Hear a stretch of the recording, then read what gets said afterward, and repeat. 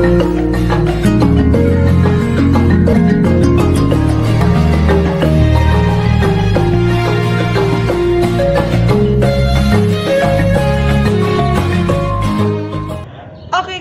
ini gue udah bersama pemilik dari AK9.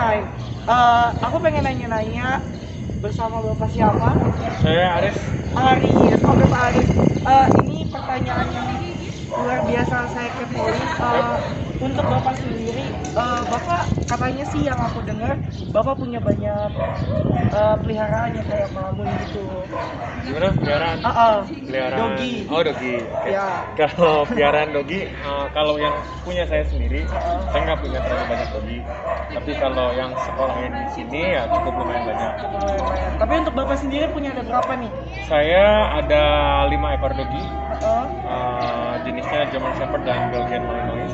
Gede-gede berarti ya? Ya, lumayan besar. Gede-gede banget. Itu susah nggak sih Pak untuk ngurusinnya, untuk ngerawatnya? Karena kita udah terbiasa dengan jenis seperti itu, jadi kita udah tahu bagaimana caranya. Untuk saat ini sih nggak terlalu sulit ya. Yang penting pemberian makannya sesuai dengan kebutuhan nutrisi, kemudian juga untuk exercise atau pelatihannya juga tercukupi, ya nggak ada masalah. Oh iya, sama aku mau nanya lagi, ini kan tadi Bapak ada bilang aduh rambut kalau misalnya manusia kan ada tahap sekolahnya kan kayak dari SD, SMP, SMA. Nah kalau anjing nih, apalagi kayak dogi, malamun gitu, itu tahapannya apa sih kalau sekolah? Oke, jadi untuk sekolah ya, mungkin sedikit saya jelasin. Mungkin buat teman-teman yang di rumah yang lagi nonton YouTube channelnya siapa? Animal. Oh, Animal mungkin berpikir kalau menyekolahkan dogi itu supaya anjingnya pintar. Tapi sebenarnya pokok dari menyekolahkan dogi itu adalah menyamakan frekuensi antara pemilik dan si anjingnya itu sendiri. Itu yang paling terpenting, basicnya.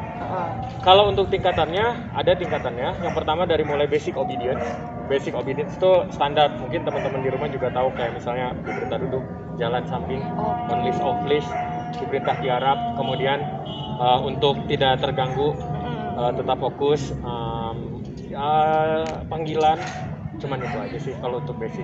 Kalau untuk lebih expertnya lagi, tergantung dari jenis doginya. Kalau anjing pekerja atau working dog, itu biasanya kita bisa latih untuk SAR, untuk deteksi narkotik atau bahan peledak, atau untuk dog sport.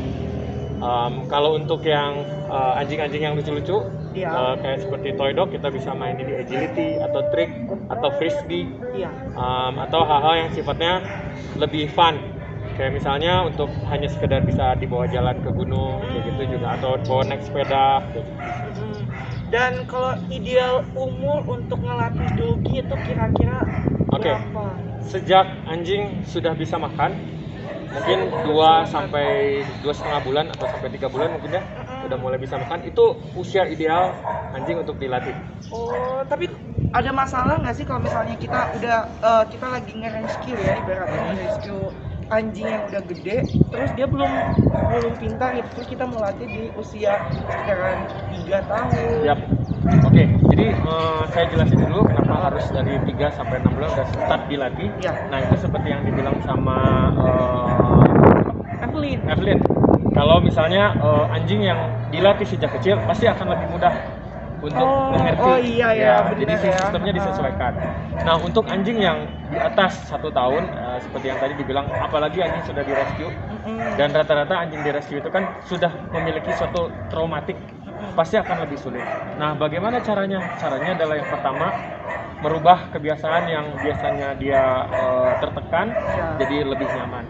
Itu juga udah bagian dari pelatihan. Kedua, lewat makanan itu akan membantu kita untuk membuat anjing ini lebih percaya, sehingga kedepannya kita bisa latih sesuai dengan kebutuhan. Kalau untuk rescue ya, tentu kalau untuk rescue setahu saya yang penting dia keluar dari permasalahan psikologinya, kemudian juga dia lebih nyaman untuk tinggal sama kita, kemudian juga lepas dari traumatiknya. Mungkin itu kalau buat wow, keren ya. Tadi juga aku ngeliat-ngeliat ini lumayan nih lucu tempatnya untuk melatih anjing. Ada berapa banyak fasilitas yang ada di AK9 ini? Oke, kalau di AK9 itu ada banyak fasilitas yang bisa dipergunakan sama teman-teman. Salah satunya adalah kolam renang. Wow. Kolam renang Ya, yang di depan ya. itu Yes. untuk dogi. Kita dan kolam renang di Ekenen itu berbeda dengan kolam renang dogi lainnya karena kita menyediakan fasilitas kolam renang untuk anjing yang baru belajar dan untuk anjing yang sudah bisa berenang. Nah, kenapa? Karena kebanyakan anjing yang salah penanganan pada saat pertama kali berenang itu jadi trauma dan gak mau berenang. Makanya kita ada 2 kolam renang. Terus indoor training. Ini sesuatu yang penting bagi saya karena anjing itu harus selalu nyaman ketika dia pertama kali belajar. Makanya kita pakai indoor training supaya dia lebih nyaman, lebih tenang, nggak ada gangguan seperti yang di dalam sana. Oh iya benar. Ya. Nah sekarang kita ada di sini, ini area outdoor training. Area outdoor training ini bisa dipakai buat playground, mungkin buat teman-teman yang pengen main bawa doginya ke sini. Kemudian juga di outdoor training ini kita juga bisa main agility, kita juga bisa latihan proteksi, gitu. Kemudian kita punya fasilitas kandang juga, anjing besar dan anjing kecil kita pisahin supaya anjing kecilnya nggak terintimidasi sama anjing besar. Kemudian juga kita ada mini cafe buat buat teman-teman yang mungkin pengen minum, pengen makan, ngopi-ngopi gitu kan, kita juga menyediakan. Iya. Dan pertanyaan terakhir, susah nggak sih, susah mana nih ngajarin dogi kecil, ras kecil apa dogi ras besar? Yang paling susah itu bukan ngajarin dogi, ngajarin ownernya. Ngajarin? Maksudnya ownernya, orangnya. Jadi gini, kalau dogi itu bagi saya ya, pikirannya sangat simpel dan udah ketebak kalau begini pasti begini. Kalau ownernya itu justru kenapa saya bilang ownernya terlalu complicated karena manusia kan, terus terlalu drama, itu yang membuat sulit. Jadi kalau misalnya kita tanya soal yang mana yang lebih susah, ya pasti saya jawabnya owner. Kalau anjing kecil, anjing besar, buat saya sama aja. Yang penting sebagai ownernya atau leadernya mengerti kapan harus kasih reward, kapan harus kasih koreksi, kapan harus pujian, kapan harus lebih tenang. Itu yang paling penting. Jadi kenapa saya menitik beratkan ke manusia? Karena anjing itu nggak pernah salah. Yang salah itu pasti manusianya yang membentuk karakternya jadi seperti yang salah, atau orangnya benar dan berhasil membentuk karakter anjing menjadi benar. Berarti lebih susah owner daripada peliharaan itu size sendiri. Nggak jadi suatu patokan susah atau enggak. Yang penting orang, karena anjing itu hidupnya kan berkelompok. Ketika si pemimpinnya berlaku baik, bisa diikutin, maka anjingnya akan baik. Thank you banget. Kita banyak banget dapat dari pelajaran di sini, the best. Pokoknya thank you sekali lagi. Pak siapa tadi lupa namanya? Pak Aris, thank you so much dari Ekinai. Thank you juga Mbak Evelyn. Ya.